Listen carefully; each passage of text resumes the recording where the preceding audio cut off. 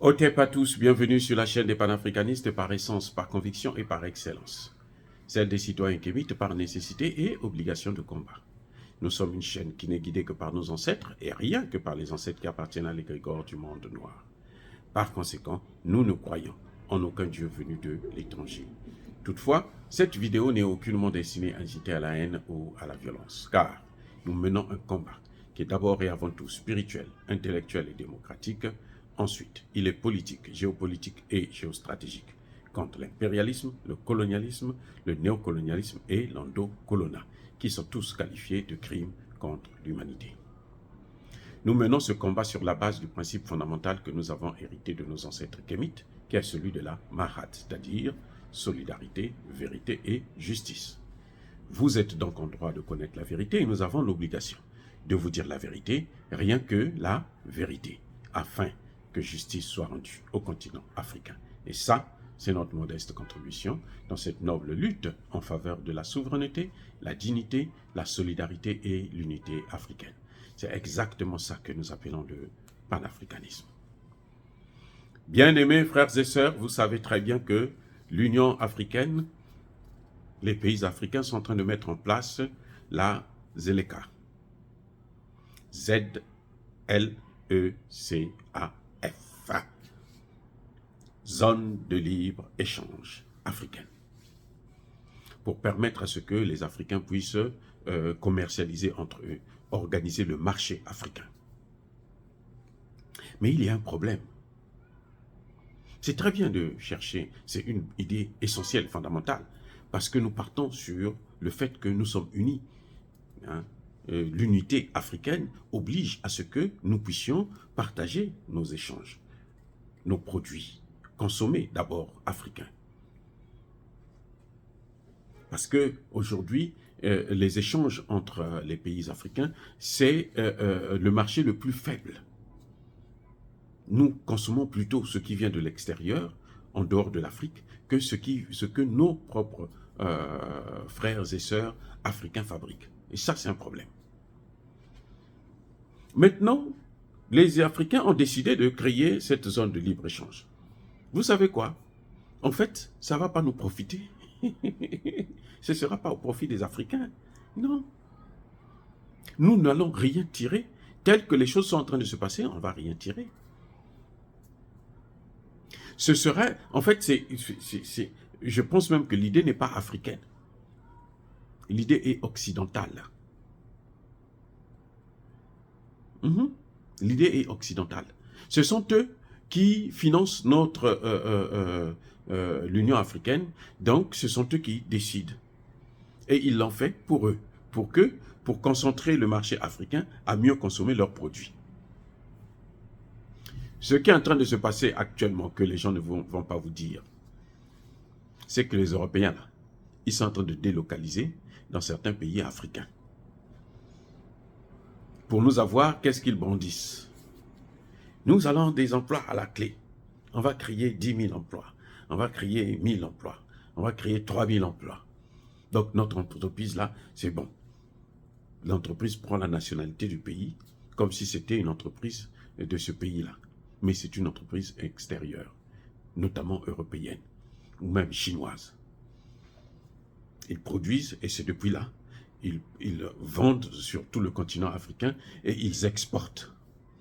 Et les bénéfices, ils les prennent, ils n'investissent pas en Afrique, ça repart chez eux. Voilà ce que la zone de libre-échange est en train de nous amener. Une autre forme de colonisation. Et oui, une autre forme de colonisation. Où on va maintenir l'Afrique comme étant un simple marché de consommateurs des produits étrangers à l'Afrique. C'est tout. On n'a rien d'autre à faire.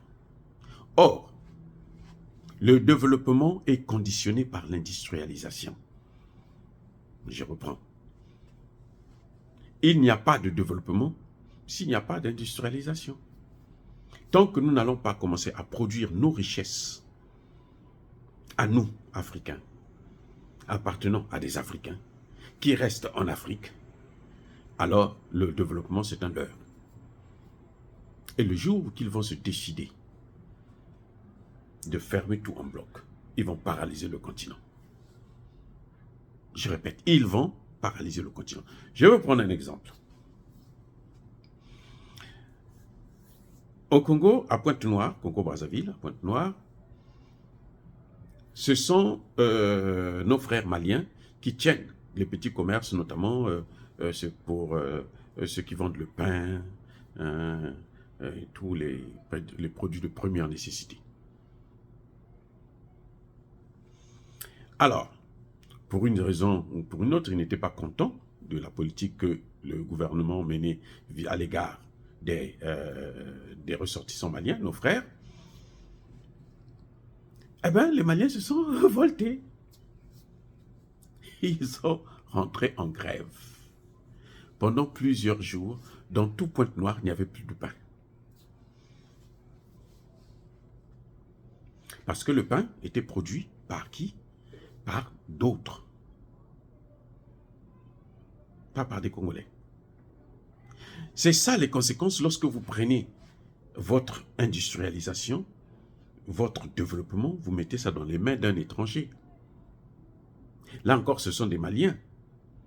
Mais c'est la même chose qui se produira au niveau africain si ce sont les Occidentaux qui amènent leurs entreprises. Ils viennent avec des entreprises, ils investissent, ils créent quelques emplois et puis gagnent de gros bénéfices qui s'en vont chez eux. Et comme ça y est, c'est produit en Afrique, alors ils sont exonérés des taxes douanières, ils peuvent exporter sur l'ensemble du continent africain sans problème, alors que ce n'est pas un produit africain. Et ils feront une concurrence déloyale avec les Africains qui veulent faire la même production. Ils vont nous empêcher à produire la même chose. Ou nous, on ne pourra pas suivre le rythme parce que eux, il suffit de casser les prix. Regardez ce que les Français sont en train de faire avec les supermarchés en Afrique. Les supermarchés français et libanais. Ils sont en train de prendre le marché. Pourquoi? Parce qu'ils viennent, eux, ils ont plus d'argent. Notre pays ne protège pas les commerçants locaux. Ça, c'est ce que je dis là. C'est valable en Côte d'Ivoire, c'est valable au Cameroun, c'est valable au Congo-Brazzaville, c'est valable au Congo-Kinshasa. C'est pour ça que vous les voyez, les Libanais occupent les centres-villes. Parce que l'État ne protège pas les nationaux.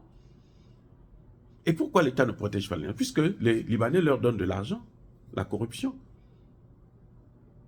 Donc ils oublient l'essentiel. Ils oublient le rôle qu'ils ont de protéger la nation. Et quand ça coule, même eux, ils coulent avec.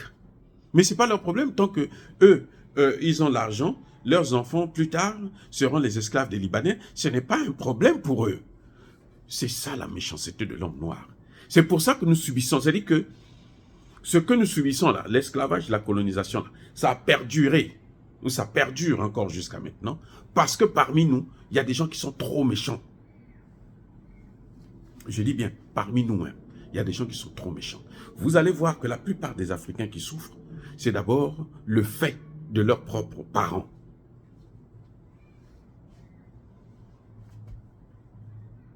La plupart des Africains qui sont en difficulté, c'est d'abord le fait de leurs propres parents. Le père, la mère, les frères, les sœurs, les cousins, cousines, oncles, tantes et autres. Ce sont eux d'abord, les premiers ennemis. Ils sont eux. En première ligne, là, ce sont eux. Alors que les autres, quand ils viennent, ils sont solidaires. Les Libanais, là, ils ne se connaissent même pas. Mais pourvu que tu arrives, tu es Libanais, vous avez la même couleur de la peau, ce qu'il fait, c'est qu'il t'aide à remonter, à monter, à t'installer. Et quand tu t'installes, toi aussi, tu vas aider un autre qui viendra. Ainsi de suite. Et la communauté ne fait que grandir. C'est pour ça qu'en Côte d'Ivoire, vous avez 100 000 Libanais.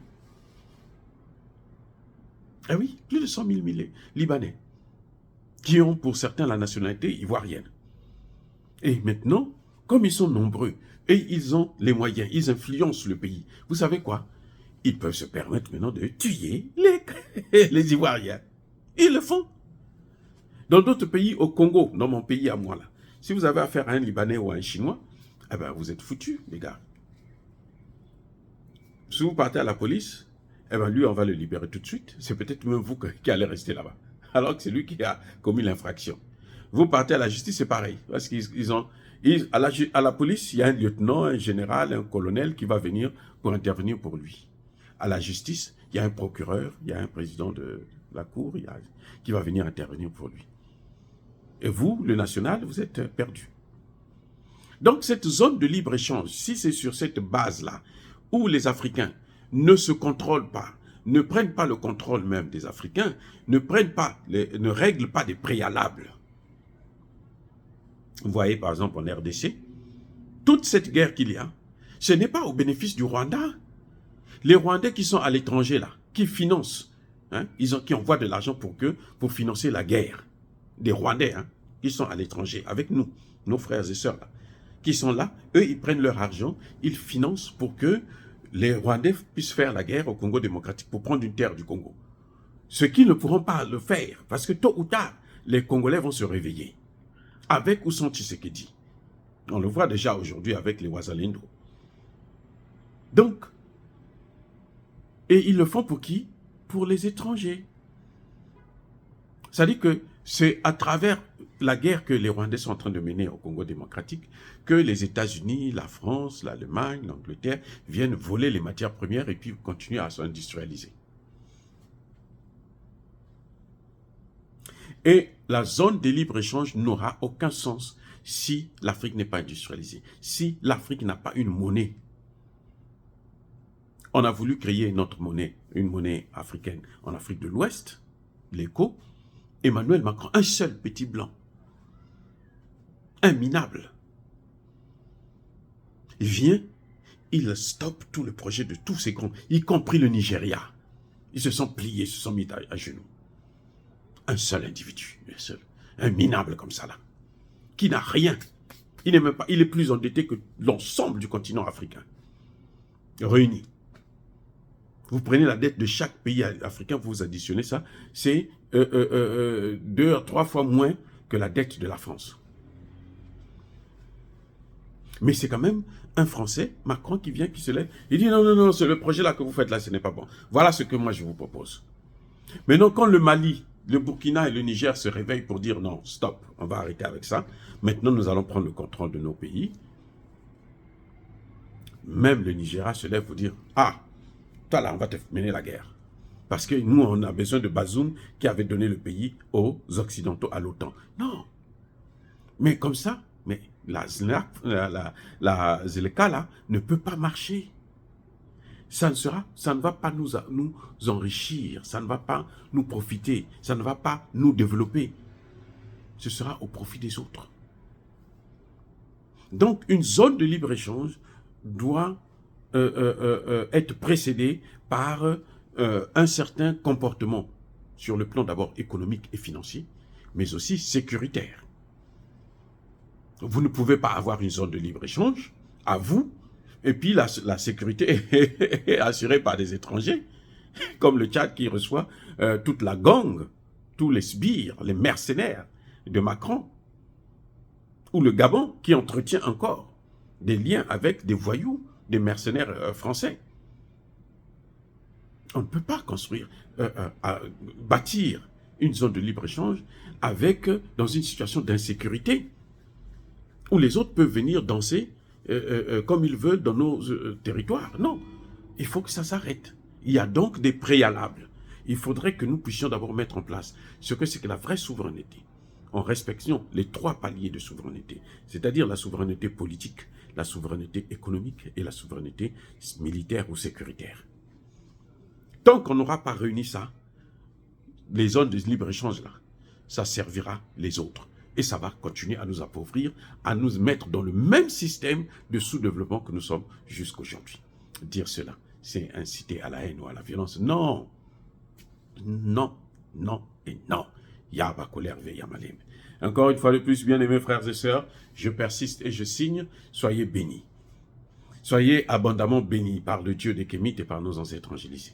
Mais que tous ceux qui persécutent le continent africain le pillent et le déstabilisent, qu'ils soient noirs, blancs, chinois, arabes, indiens, qui qu'ils soient punis, maudits, foudroyés, neutralisés, écrasés, effacés par ce Dieu des Kémites et par nos ancêtres angélisés.